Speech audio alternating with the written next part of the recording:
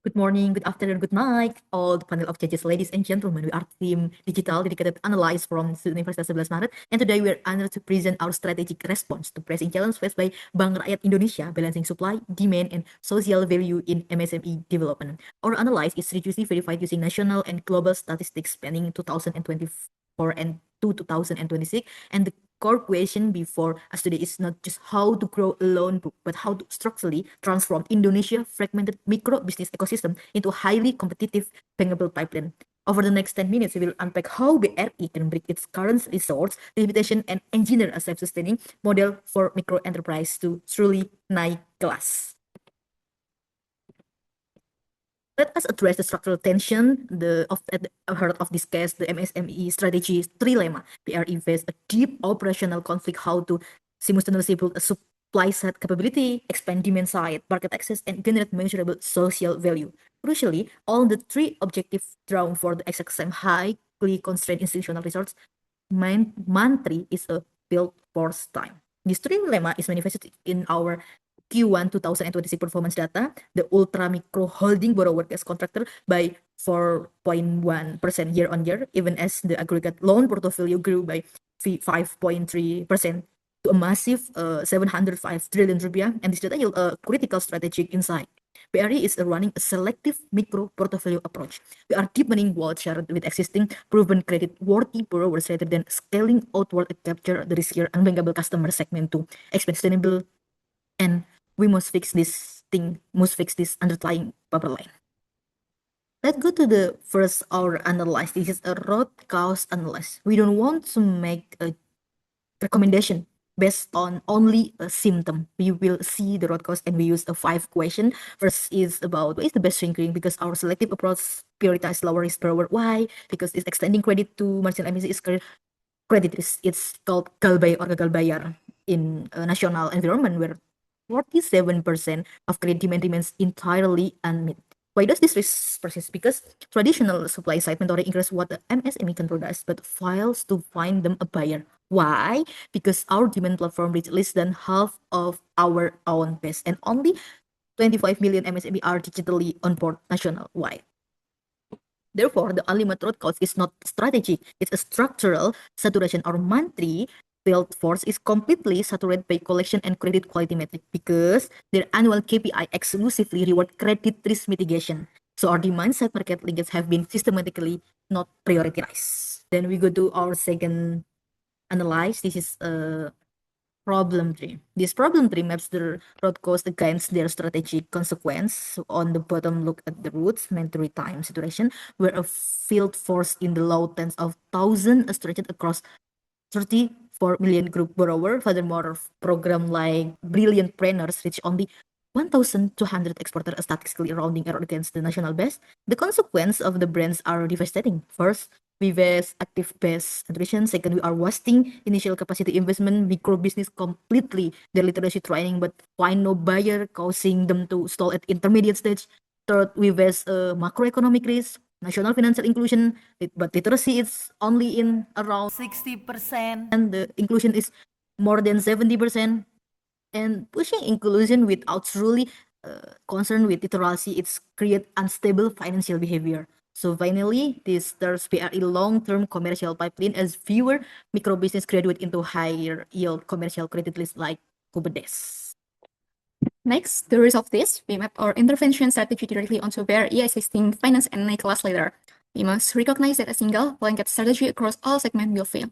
For stage F through C, the ultra micro and visible segment, the natural focus must be supply dominant, providing basic literacy, soft loans, and group lending infrastructure. This is where PNM Mekar operates at a magnificent scale of 23.3 million customers. Stage B represents our critical transition point, recurring balance group lending, legal standardization, and formal customer registration. However, the moment a borrower crosses into bankability at stage A and A+, the framework must shift entirely. The binding constraint is no longer capacity, it is demand. The emphasis must turn sharply toward B2B supply chain linkage and global export facilitation via Brilliant Planner.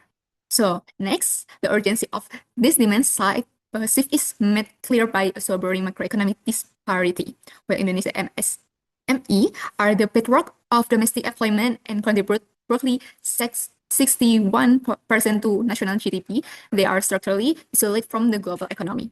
Indonesia MSME contribute a mere 15.7% to our national export share.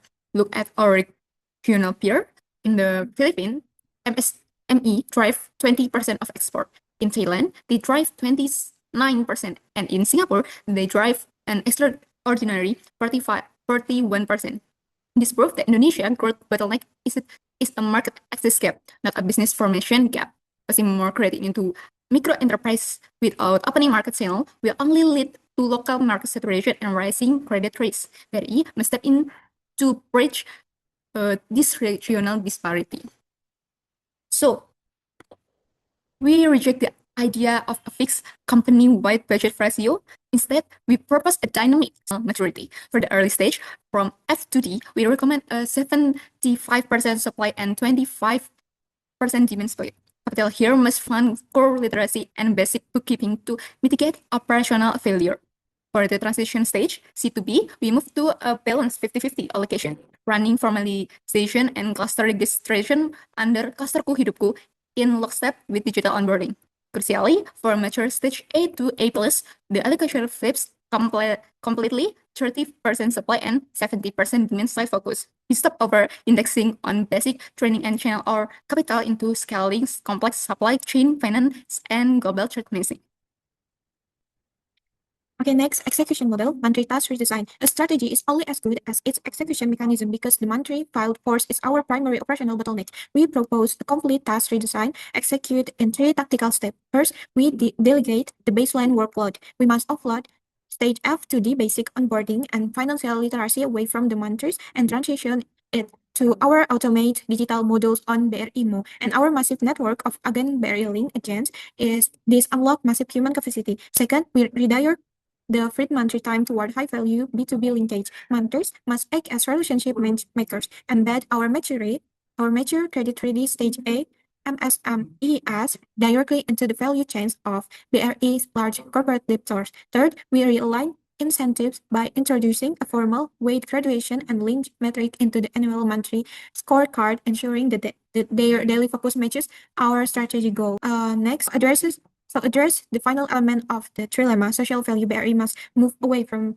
vanity metrics and implement a rigorous social return on investment, or SROI framework. We ensure our model in a verified, independent 2025 study by IndexStat conducted across 23.3 million PNM Mekar customers. The data shows real economic trajectory. Average monthly net income rose from 2.2 million rupiah to 2.90 million rupiah after program participation, and an absolute growth of 875,000 rupiah per month, or 0.2 million rupiah to 2.90 million rupiah after program participation, and an absolute growth of 875,000 rupiah per month, or a 43.3% net increase. To scale this verified data point into an audit defensible SROE ratio, BRI Micro Business Development Division must apply for strict discount variables to filter out noise, calculating the extra operational input cost, discounting that weight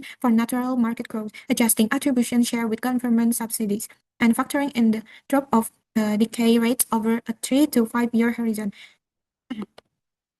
And next, the dynamic solution for BRI. In conclusion, by shifting from an arbitrary budget split to an optimized stage allocation model, BRI can resolve the MSME trilemma dynamically. Our immediate tactical next step is clear. Commission the Micro Business Development Division to compute standard debt weight and attribution parameter using our existing regional cost dataset. The ultimate strategy output of this model is highly lucrative by actively graduating mature borrowers out of subsidy programs and into the high-yield commercial sector via Kupedes. We unlock long-term commercial margins while fulfilling our noble mandate as a state-owned enterprise. We optimize monetary time. We bridge the national export gap, and we protect our balance sheet. And that's from us. Thank you.